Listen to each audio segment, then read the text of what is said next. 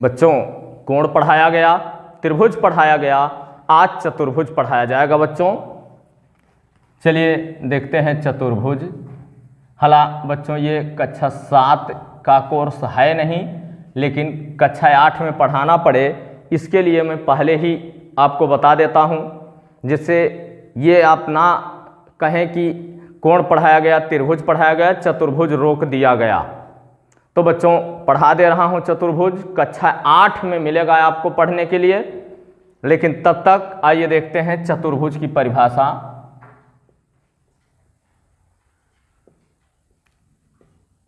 चतुर्भुज की परिभाषा क्या होती है बच्चों? चार भुजाओं द्वारा, चार भुजाओं से घिरी आकृति या द्वारा बंद आकृति, एक ही बात है बच्चों। द्वारा बंद आकृति को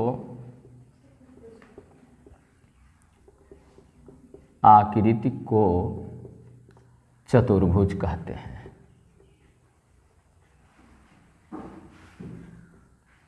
चतुर्भुज कहते हैं। चतुर्भुज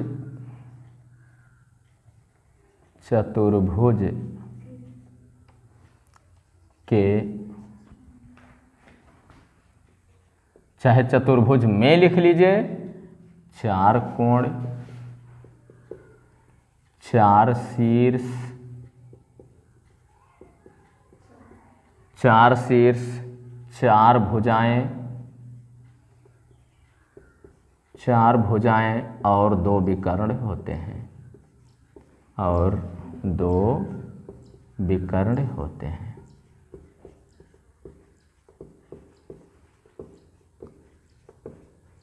दो विकर्ण होते हैं बच्चों। ये समझना बहुत जरूरी था बच्चों। एक सेकंड।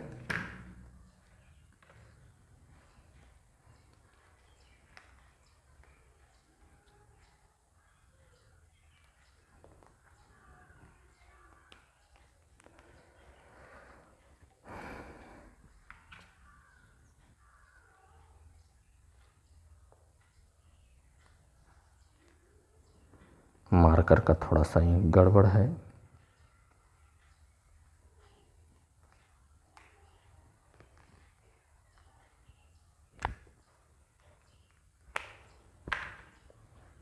आइए बच्चों देखते हैं, चार भुजाओं द्वारा बंद आकृति को चतुर्भुज कहते हैं। चतुर्भुज के चार कोण, चार शीर्ष, चार भुजाएं और दो विकर्ण होते हैं।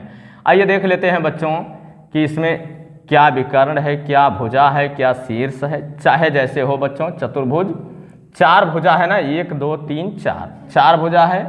इसका नाम हम नामकरण कर लेते हैं बच्चों ABCD। यह स्पष्ट नहीं था बच्चों, फिर से खींच रहा हूं बच्चों। ये तो शीर्ष हो गया, सबसे पहले लिखेंगे शीर्ष बराबर ABCD। ये चारों शीर्ष हुए बच्चों, ABC और D।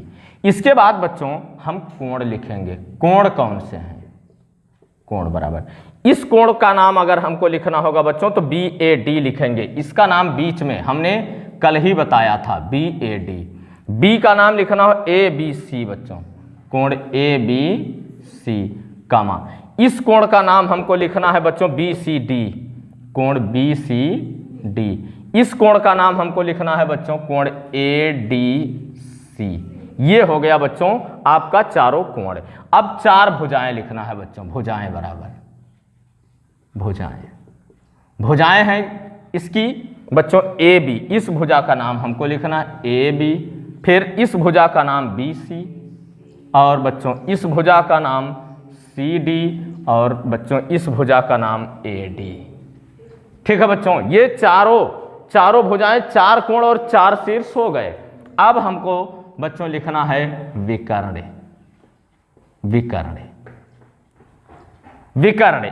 एक विकर्ण ये होता है बच्चों AC, और दूसरा विकर्ण है बच्चों ये BD। ये हो गए बच्चों शीर्ष, कोण, भुजाएं और विकर्ण। समझ में आया? विकर्ण बच्चों, इस पर ये जो शीर्ष कोण, भुजाएं और विकर्ण होता है, इस पर काफी आपको ध्यान देना होगा जब आप पर में पढ़ेंगे।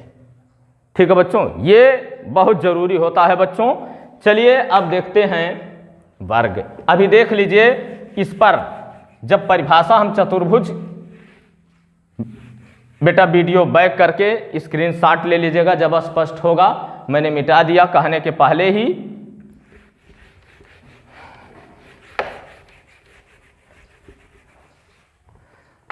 चलिए बच्चों, अब चतुर्भुज के प्रकार देखते हैं। चतुर्भुज के प्रकार, चतुर्भुज के प्रकार। चलिए बच्चों लिखेंगे, चतुर्भुज निम्नलिखित प्रकार के होते हैं।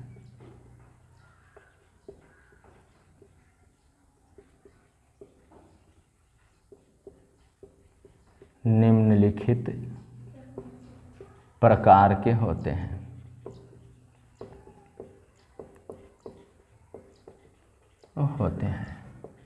चलिए बच्चों, पहला चतुर्भुज लिखेंगे।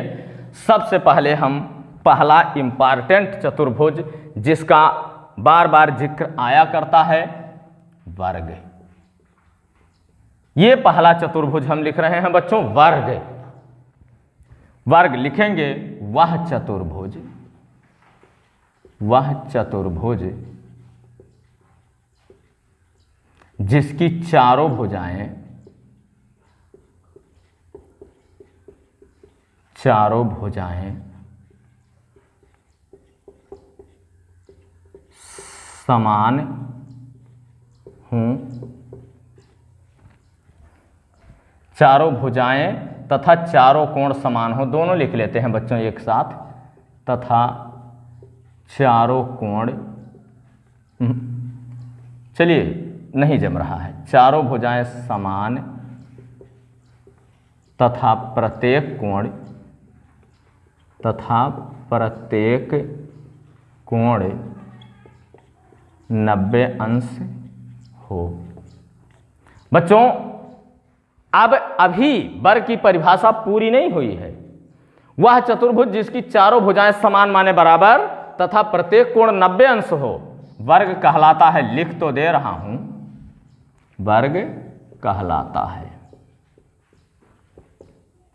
वर्ग कहलाता है। यह वर्ग की परिभाषा देख लीजिए। अभी एक बाकी है पहचान इसकी, क्या होती है?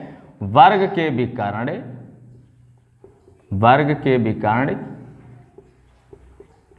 एक दूसरे को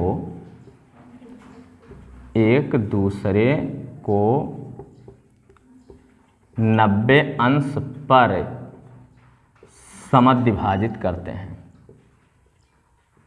समद्विभाजित करते हैं। अब इसकी परिभाषा पूर्ण हुई बच्चों, ठीक है। आइए वर्ग बनाते हैं बच्चों। चारों भुजाएं बराबर होनी चाहिए। मैं पटरी तो लिया नहीं हूं बच्चों, लेकिन जब आप लोग बनाएंगे तो माप करके बनाएंगे। ABCD देख लीजिए बच्चों, ये होगा मान लीजिए 6 सेंटीमीटर है, ये मान लीजिए 6 सेंटीमीटर है, ये 6 सेंटीमीटर है और ये 6 सेंटीमीटर है। ठीक है बच्चों, यह कोण 90 अंश, ये भी कोण 90 अंश होना चाहिए बच्चों, तभी वर्ग होगा। ये 90 अंश और ये भी 90 अंश। लेकिन बच्चों एक चीज,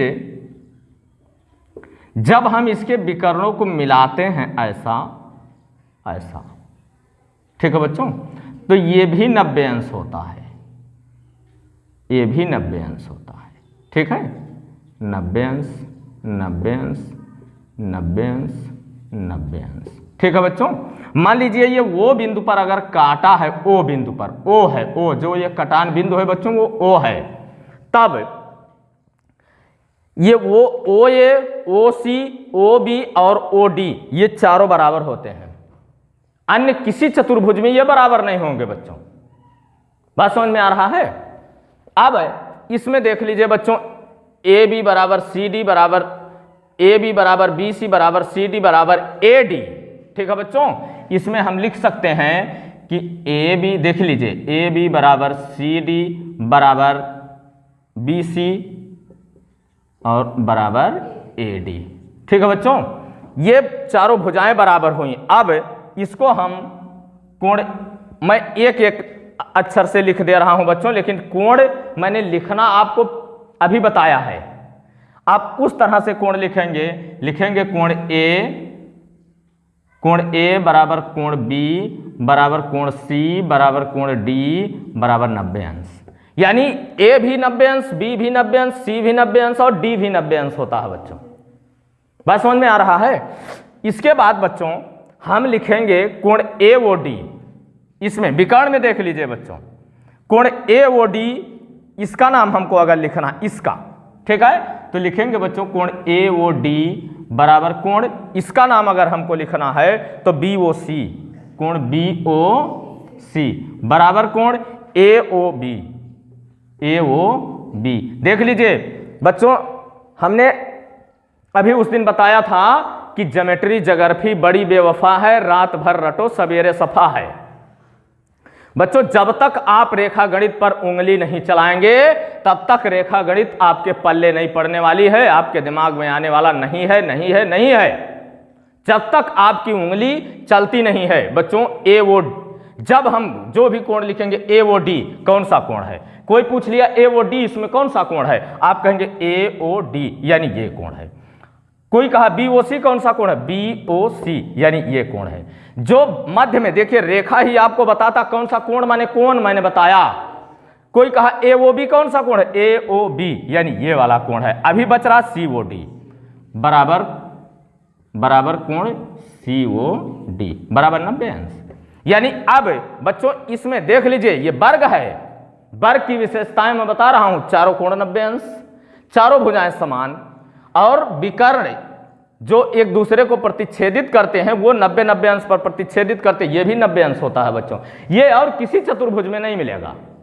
जो गुण वर्ग का है वो गुण किसी में नहीं मिलेगा, सम चतुर्भुज में मिलेगा, परंतु ये चारों कोण 90 अंश नहीं होंगे। ये चारों 90 अंश सम चतुर्भुज में यही मिलेगा, चारों भुजाएं बराबर, विकर्णों के प्रतिच्छेद बिंदु पर जो कोण बनता है वो भी 90 अंश बनता है, लेकिन ये चारों कोण बराबर नहीं होते हैं। नहीं तो अगर ये चारों कोण बराबर होगा तो सम चतुर्भुज नहीं रहा बच्चों, अरे वो वर्ग नहीं रहा, सम चतुर्भुज हो जाएगा। बात समझ में आ रहा है? अच्छा अब देख लीजिए, सम चतुर्भुज में ये भी नहीं होगा, जो ये ओ ए बराबर ओ सी तो होगा, लेकिन जैसा हमने लिखा है कि देख लीजिए इसमें होता है ओ ए बराबर ओ बी बराबर ओ सी बराबर ओ डी। ये वर्ग में होता है बच्चों, ये चारों बराबर होते हैं वर्ग में, लेकिन सम चतुर्भुज में ओ ए बराबर ओ सी होगा, लेकिन ओ ए बराबर ओ बी नहीं हो सकता। ठीक है ना?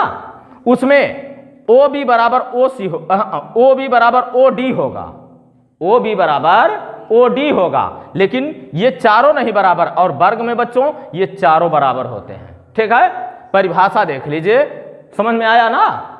ये हुआ आपका परिभाषा। अब ये आप वर्ग समझ चुके हैं, अगर ये चीज समझ गए हैं तो ये आप वर्ग समझ चुके हैं।